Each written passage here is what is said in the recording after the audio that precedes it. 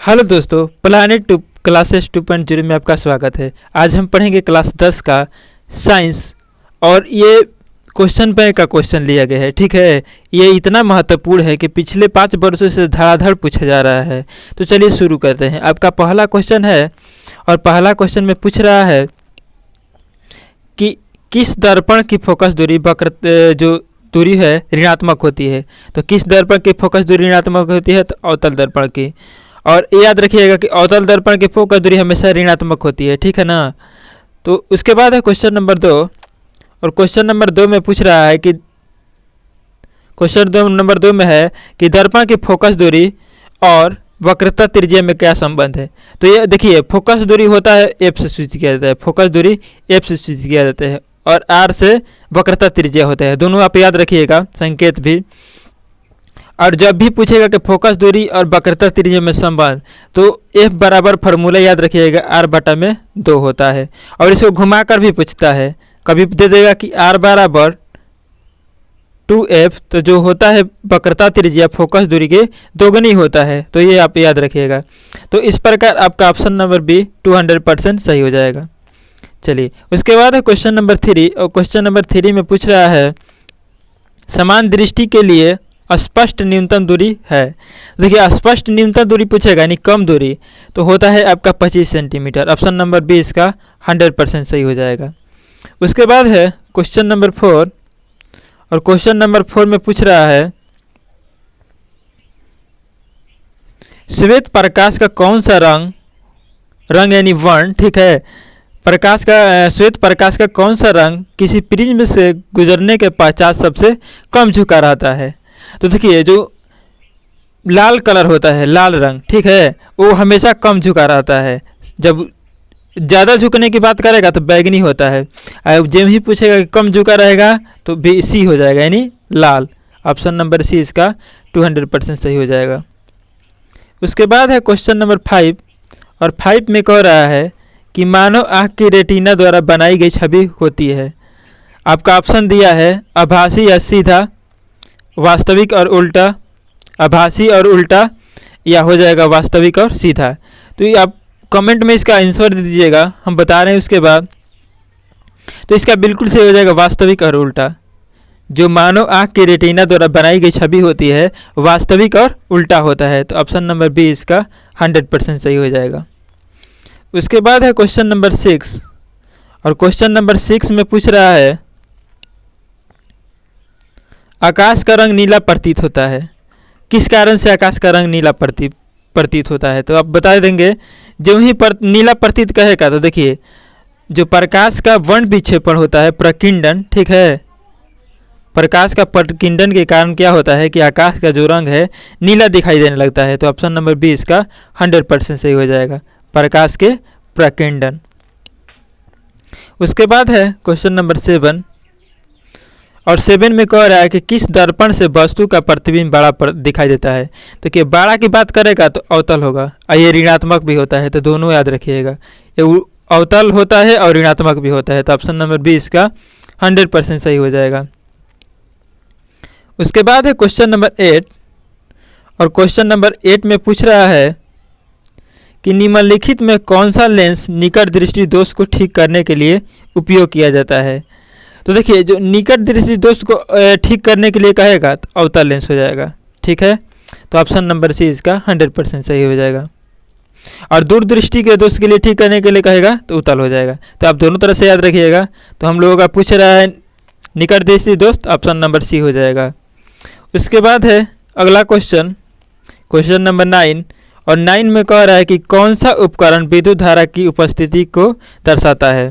तो देखिए, जो विद्युत धारा के कहेगा तो विद्युत धारा भी से भी सूचित किया जाता है, याद रखिएगा, भी सूचित किया जाता है। तो इसका बिल्कुल सही हो जाएगा ऑप्शन नंबर ए गैलोनोमीटर। जो गैलोनोमीटर होता है विद्युत धारा की उपस्थिति को दर्शाता है। तो ऑप्शन नंबर ए इसका 100% सही हो जाएगा। उसके बाद है क्वेश्चन नंबर 10 और क्वेश्चन नंबर 10 में पूछ रहा है कि दाएं हाथ के अंगूठे के नियम, ठीक है, रुक जाइए 1 मिनट। चलिए, अब दाएं हाथ के अंगूठे के नियम को किसने प्रतिपादित किया? देखिए, दाएं हाथ के एक अंगूठे का नियम होता है, एक बाएं हाथ का अंगूठे का नियम होता है। तो जब भी पूछेगा आपसे दाएं हाथ के अंगूठे का नियम, तो उसे मैक्सवेल हो जाएगा। तो ऑप्शन नंबर डी इसका 100% सही हो जाएगा। उसके बाद है 11 नंबर, और 11 नंबर क्वेश्चन में पूछ रहा है विभवांतर का ऐसे मात्रक। तो विभवांतर को भी से सूचित किया जाता है, ये भी याद रखिएगा, विभवांतर को भी से सूचित किया जाता है। और ऐसा ही इसका मात्रक अगर पूछेगा आपसे तो इसका वोल्ट होता है। तो भी से वोल्ट और भी से विभवांतर, ये भी याद रखिएगा। तो ये अब नंबर आपका सही हो जाएगा। उसके बाद है क्वेश्चन नंबर 12, और 12 में पूछ रहा है कि निम्नलिखित में किस संयोजन द्वारा प्रतिरोध का मान बढ़ाया जाता है? तो क्या मान बढ़ाने की बात करता है, ठीक है ना, बढ़ता है, मान बढ़ने की बात करेगा। तो आपका श्रेणी क्रम में मान क्या होता है? बढ़ता है, और समांतर क्रम में मान घटता है। तो ये याद रखिएगा, ऑप्शन नंबर ए इसका 100% सही हो जाएगा। उसके बाद है क्वेश्चन नंबर 13, और 13 में पूछ रहा है कि चुंबकीय बल रेखा की प्राकृतिक होती है। तो देखिए, चुंबकीय बल रेखा की प्राकृतिक होती है हमेशा काल्पनिक, ये होगा आपका। उसके बाद है क्वेश्चन नंबर 14, और 14 में कह रहा है कि जो 1 किलोवाट घंटा किसके बराबर होता है? तो देखिए, 1 किलोवाट घंटा कहेगा तो क्या होता है आपका कि 1 किलोवाट घंटा होता है 3.6 इंटू 10 के पावर 6 होता है जूल। तो याद रखिएगा, ऑप्शन नंबर सी इसका 100% सही हो जाएगा। उसके बाद है क्वेश्चन नंबर 15, और क्वेश्चन नंबर 15 में पूछ रहा है नवीकरणीय ऊर्जा का स्रोत है। देखिए, नवीकरणीय ऊर्जा का स्रोत पूछेगा, देखिए क्या होगा, हम बता देते हैं आपको। नवीकरणीय होता है एक, तो आपसे अगर नवीकरणीय पूछेगा तो कोयला होगा, ठीक है। नवीकरणीय पूछेगा तो कोयला हो जाएगा, सॉरी।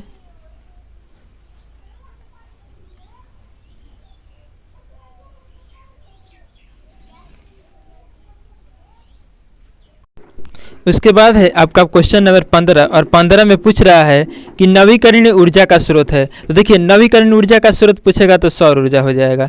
अगर पूछता कि अनवीकरणीय ऊर्जा का स्रोत, तो जो नाभिकीय ऊर्जा है अनवीकरणीय है, कोयले से प्राप्त ऊर्जा है अनवीकरणीय है, प्राकृतिक गैस से प्राप्त ऊर्जा है अनवीकरणीय है। लेकिन हम लोगों का पूछ रहा है नवीकरणीय ऊर्जा स्रोत, तो आपका बिल्कुल सही हो जाएगा ऑप्शन नंबर बी। चलिए, उसके बाद है क्वेश्चन नंबर 16, और क्वेश्चन नंबर 16 में है कि कौन सा लेंस अपसारी लेंस कहा जाता है? मतलब किस लेंस को अपसारी लेंस कहा जाता है? तो अवतल लेंस को अपसारी लेंस कहा जाता है। अगर पूछेगा कि अभिसारी लेंस किसे कहा जाता है, तो उत्तल लेंस को अभिसारी लेंस कहा जाता है। तो ये आप स्क्रीनशॉट भी ले सकते हैं और याद कर लीजिए, क्योंकि समय कम है तो याद करना काफ़ी ज़रूरी है, ठीक है, अभिसारी। चलिए, उसके बाद है क्वेश्चन नंबर 17, और क्वेश्चन नंबर 17 में पूछ रहा है कि प्रकाश का प्राथमिक वर्ण है। वर्ण मतलब रंग होता है, ठीक है, वर्ण का मतलब होता है रंग, यानी प्राथमिक कलर कौन सा है? तो देखिए, लाल भी होता है, नीला भी होता है, हरा भी होगा। तो इसका उपयोग सही, ऑप्शन नंबर डी बिल्कुल सही हो जाएगा। उसके बाद है क्वेश्चन नंबर 18, और क्वेश्चन नंबर 18 में पूछ रहा है कि निम्नलिखित में कौन सा नेत्र रंगहीन होता है? देखिए, जो रंगहीन कहेगा तो रंगहीन होता है आइरिस। तो ऑप्शन नंबर डी इसका बिल्कुल सही हो जाएगा। रंगहीन कहेगा तो आइरिस होता है, याद रखिएगा। उसके बाद है क्वेश्चन नंबर 19, और क्वेश्चन नंबर 19 में है कि 1 HP। देखिए, HP का फुल फॉर्म अगर हम बताएं तो हॉर्स पावर होता है। एच से होता है हॉर्स, और उसके बाद पी से होता है पावर, ठीक है। तो हॉर्स पावर होगा, अगर फुल फॉर्म पूछ देगा तो HP का फुल फॉर्म होता है हॉर्स पावर, और 1 हॉर्स पावर बराबर होता है 746 वाट। तो ऑप्शन नंबर ए इसका 100% सही हो जाएगा। उसके बाद है क्वेश्चन नंबर 20, और क्वेश्चन नंबर 20 में पूछ रहा है कि विशालक शीशा, जिसको कहा जाता है मैग्नीफाई ग्लास, होता है, मतलब क्या होता है? अवतल लेंस होता है, उत्तल लेंस होता है, अवतल दर्पण होता है कि उत्तल दर्पण होगा? तो आपका ऑप्शन नंबर बी उत्तल लेंस होगा, ठीक है, ऑप्शन नंबर बी उत्तल लेंस हो जाएगा।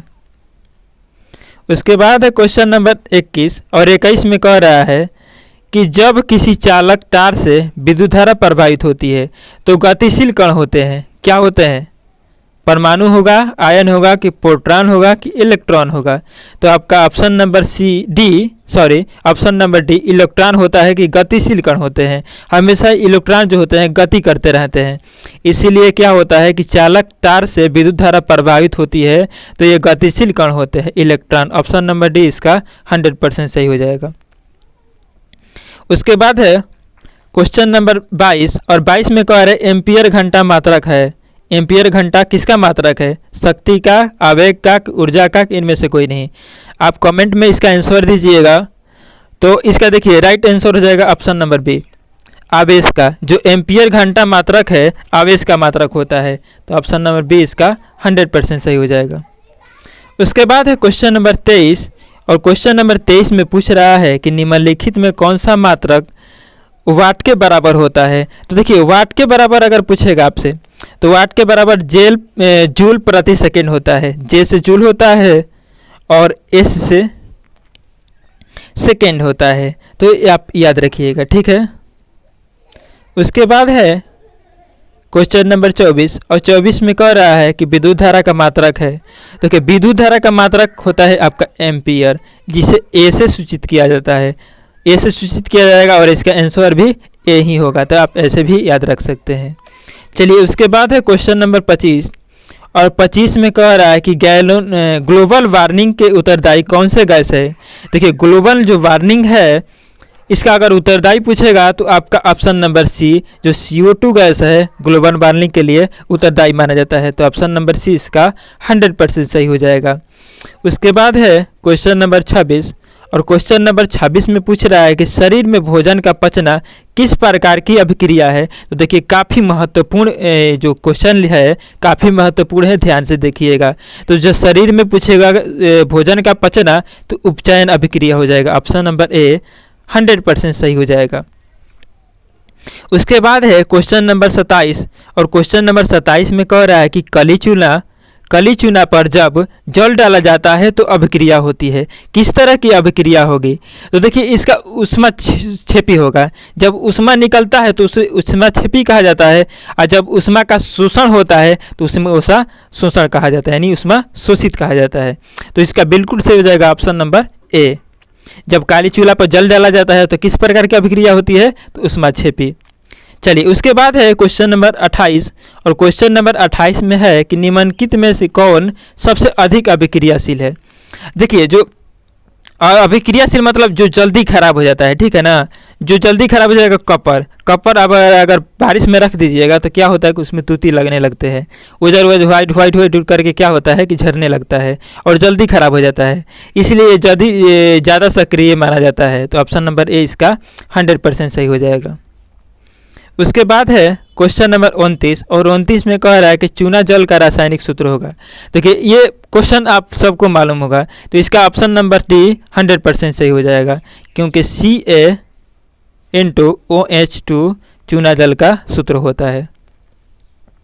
उसके बाद है क्वेश्चन नंबर 30, और क्वेश्चन नंबर 30 में पूछ रहा है कि कोई विलयन लाल लिटमस को नीला कर देता है तो उसका pH मान क्या होगा?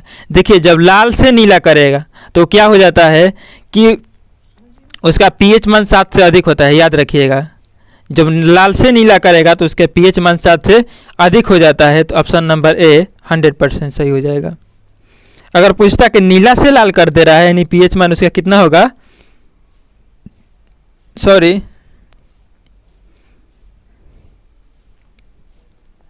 आपका देखिए तो ए 7 से अधिक यानी 10 भी होगा और ए होगा, तो ऑप्शन नंबर इसका डी हो जाएगा। आप याद रखिएगा, हमने बताया अभी बताया हमने कि जब लाल से नीला हो जाएगा, तो लाल से नीला होगा तो क्या होगा, तो ये देखिए 7 से अधिक है, ये भी 7 से अधिक है और ये भी 7 से अधिक है, तो ये दोनों हो जाएगा। ऑप्शन नंबर डी इसका 100% सही हो जाएगा।